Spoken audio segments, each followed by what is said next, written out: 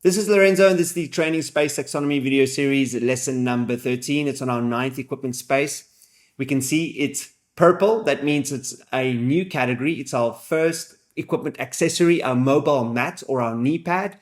We already have a mat in our stall bar zone, but the knee pad is a mobile mat that will allow us to do at least 7 exercises away from our mat.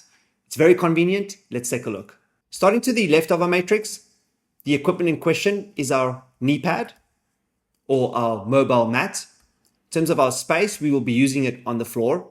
It's the first of 4 stored accessory equipment items that make up our home gym, and it's going to provide us with cushion support for at least 7 exercises. Now, the perfect illustration of why I like this mat so much is because, for example, my handstand push-up, the mat's just big enough to fit between my hands because I want my hands to be not on a mat when I do my handstand push-ups. I need greater stability, but I still have support for my head when I'm doing my handstand push-ups. So it's providing me both with psychological safety and obviously cushion support for my head in case I fall.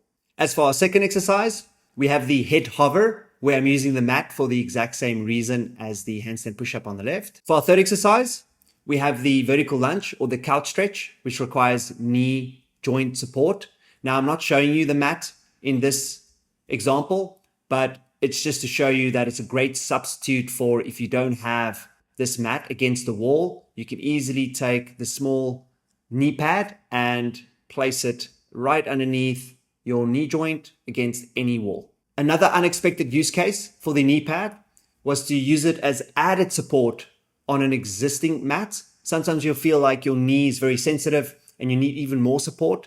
So it's perfect for that. Here I'm placing it directly underneath my cervical spine, giving me added support for my body lever. Finally, you can also imagine that instead of using the mat by your stall bar zone, you could easily take the knee pad, place it underneath your knees for your butcher block stretch anywhere other than your stall bar zone.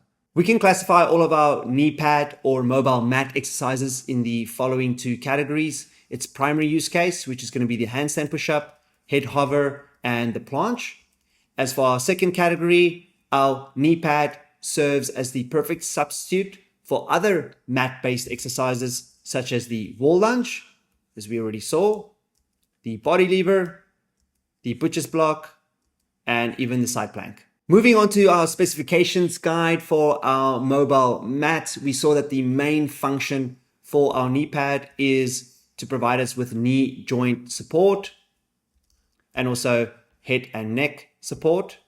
As for our specifications, for the best experience, you're looking for a knee pad with the following dimensions. In terms of material, you're looking for NBR foam. It stands for nitrile butadiene rubber. It's a very durable, flexible, and soft foam. That's what makes it so useful. In terms of dimensions, you want something that's at least 60 by 30 centimeters and is at least 1 inch or 2.5 centimeters thick.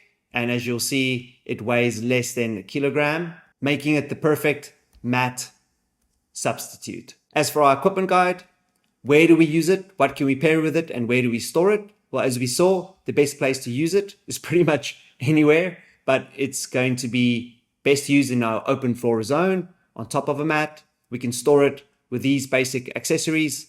It's easy to store away, and because it's so small and light, it's perfect to take with us on our travels. So in summary, our knee pad or mobile mat serves as the perfect knee and head neck based support for at least 7 primary and substitutional exercises.